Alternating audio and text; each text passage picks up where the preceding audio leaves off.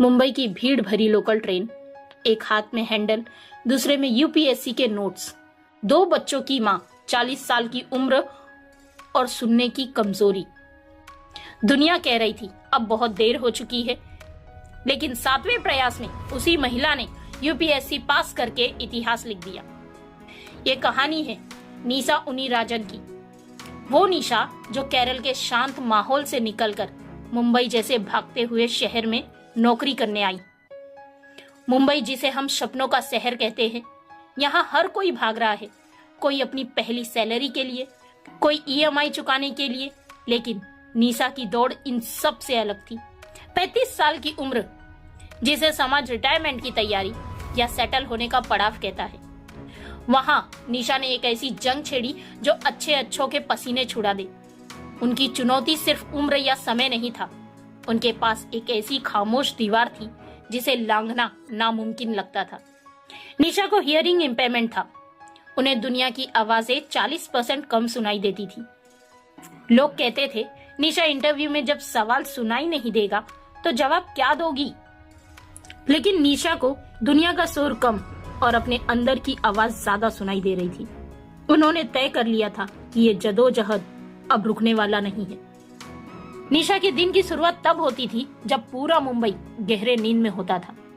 सुबह के ठीक 5 बजे अलार्म बजने से पहले ही उनकी आंखें खुल जाती थी और सबसे पहले रसोई का काम, फिर 11 साल की नंदना और 7 साल की तन्वी का स्कूल बैग चेक करना, अपना पसंदीदा टिफिन तैयार करना और उन्हें बस स्टॉप पे छोड़ना।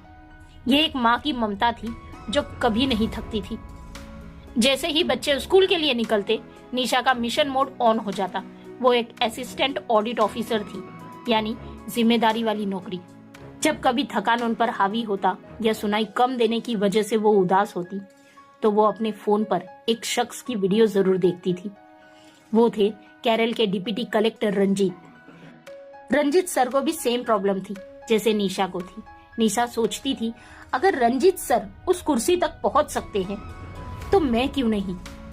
रंजीत सर के उन वीडियोस ने निशा के लिए एक बूस्टर डोज का काम किया। ऑफिस के डेस्क पर फाइलों का अंबार होता था, लेकिन उनके दिमाग में लक्ष्मीकांत और सस्पेक्ट्रम जैसे किताबों के पन्ने घूमते रहते थे। लंच ब्रेक में जहां बाकी लोग गप्पे मारते या आराम करते थे, निशा अपने टिफिन के साथ द हिंदू अखबार खोलकर बैठ जाती थी। उनके पास घंटों बैठने की विलासिता नहीं थी, इसीलिए उन्होंने टाइम क्रैक्स का इस्तेमाल करना शुरू किया। शाम को ऑफिस से घर लौटते वक्त लोकल ट्रेन ही उनका क्लासरूम बन जाता था।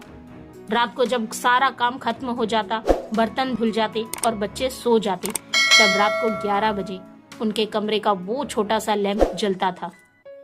थकान से शरीर टूट रहा था, आंखों में जलन हो रही थी, लेकिन वो लैंप रात के 2 बजे तक गवाही देता कि कोई अपनी किस्मत खुद लिखना चाहता है। निशा कहती है, मेरी बेटियां जब सोती है मैं उनके सपनों के लिए जागती हूँ। दोस्तों, सफलता की राह सीधी नहीं होती। निशा की तो बिल्कुल भी नहीं थी। उन्होंने एक के बाद एक 6 बार हार का स्वाद चखा, लेकिन हर ठोकर ने उन्हें गिरना नहीं बल्कि संभलना सिखाया। उनकी ये यात्रा जदोजहद की वो मिसाल है जो आज के युवा को सीखनी चाहिए। उन्होंने जब फर्स्ट अटेम्प्ट किया था तो जोश तो बहुत था, पर करंट अफेयर्स की समझ कमजोर निकली। निशा को समझ आया कि सिर्फ किताबें पढ़ना काफी नहीं है, दुनिया की पल पल की खबर रखना भी जरूरी है। फिर ऐसे ही उन्होंने 2 से 3 अटेम्प्ट किया, मेंस तक पहुंची, लेकिन आंसर राइटिंग में वो धार नहीं थी। जहां उन्होंने महसूस किया कि उनके पास शब्द तो है पर उन्हें पिरोना नहीं आता, उन्होंने अपनी रणनीति पर फिर से काम शुरू कर दिया। और ऐसे ही अब बारी थी 4th अटेम्प्ट की। इस बार सेहत ने उनका साथ छोड़ दिया। उम्र का असर और काम का दबाव हावी होने लगा। उन्होंने एक हेल्थ ब्रेक लिया, खुद को रिकवर किया और फिर से दुगनी ताकत से लौटी। और फिर उन्होंने 5th अटेम्प्ट किया। इस बार उन्होंने इंटरव्यू तक का सफर तय किया, पर वहां से खाली हाथ लौटी। लोग बोलने लगे, अब उम्र हो गई है निशा, अब ये तुम्हारे बस का नहीं है। परिवार के अलावा कोई उनके साथ खड़ा नहीं था। फिर उन्होंने सोचा, मैं इस बार इंटरव्यू तक तो पहुंची, चलो एक और बार कोशिश करते हैं। ऐसा कहकर उन्होंने 6th अटेम्प्ट किया। हार इतनी नजदीक थी, दिल टूटने लगा, लेकिन उन्होंने हार मानने के बजाय फॉर्च्यून IAS एकेडमी ज्वाइन की। उन्होंने अपनी सुनने की कमी को ढाल बनाया। उन्होंने लिप रीडिंग की प्रैक्टिस की ताकि इंटरव्यू बोर्ड के हर शब्द को वो अपने होठों से पढ़ सके। दोस्तों, इतनी हार के बाद निशा ने खुद से एक बात कही, अभी कहानी खत्म नहीं हुई क्योंकि मैं अभी जीती नहीं हूँ। उन्होंने अपनी लड़ाई को एक नई दिशा दी, टेस्ट सीरीज पर फोकस किया और अपनी कमियों को अपनी सबसे बड़ी ताकत बना लिया। तो दोस्तों, अक्सर कहा जाता है ना कि एक सफल आदमी के पीछे एक औरत का हाथ होता है, लेकिन निशा की कहानी में पूरे परिवार का हाथ था। जब समाज के ताने बढ़ रहे थे, तब उनके पति अरुण एक चट्टान बनकर खड़े थे। एक शाम जब निशा बहुत हताश थी, तब अरुण ने उनका हाथ पकड़कर कहा, निशा, तू रुक मत, दुनिया क्या बोलती है उसे छोड़, तू बस अपनी पढ़ाई पर ध्यान दे, मैं घर और बच्चे सब संभाल लूंगा। एक सॉफ्टवेयर इंजीनियर होने के बावजूद अरुण ने घर के कामों में हाथ बटाया ताकि उनकी पत्नी अपने सपने को जी सके। निशा के ससुर, जो खुद एक रिटायर पुलिस ऑफिसर थे, उन्होंने अपनी बहू को कभी ये एहसास नहीं होने दिया कि वो एक उम्र दराज महिला है। वो हमेशा कहते थे, बेटा, वर्दी की इज्जत मैं जानता हूँ, तू बस मेहनत कर।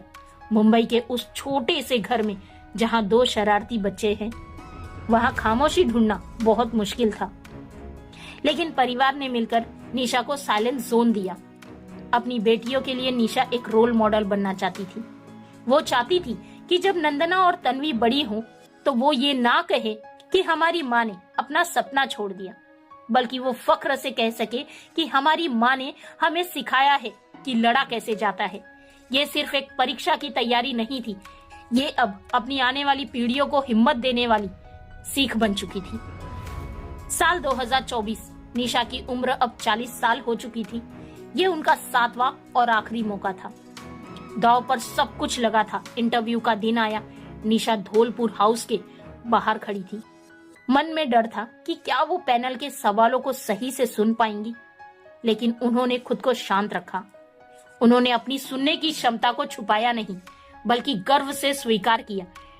इंटरव्यू बोर्ड भी उनके सादगी और उनके जज्बे से दंग रह गई थी। और फिर वो दिन आया जिसने इतिहास बदल दिया। यूपीएससी का फाइनल रिजल्ट।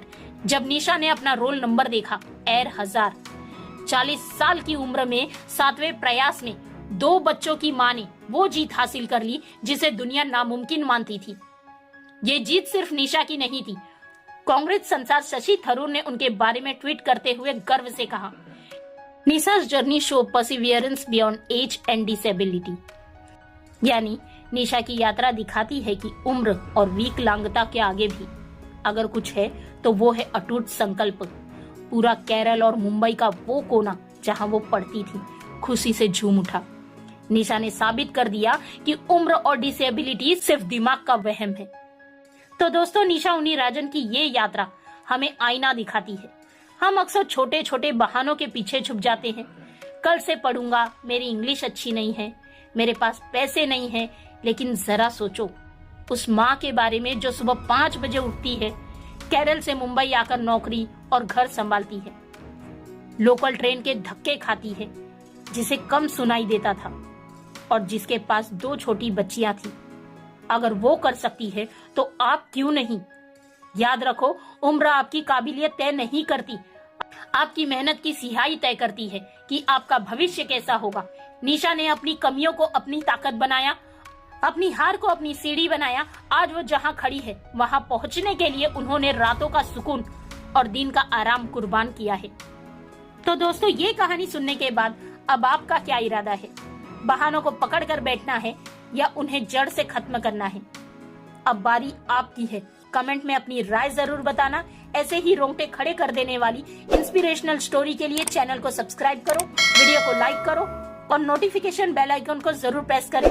जय हिंद, वंदे मातरम।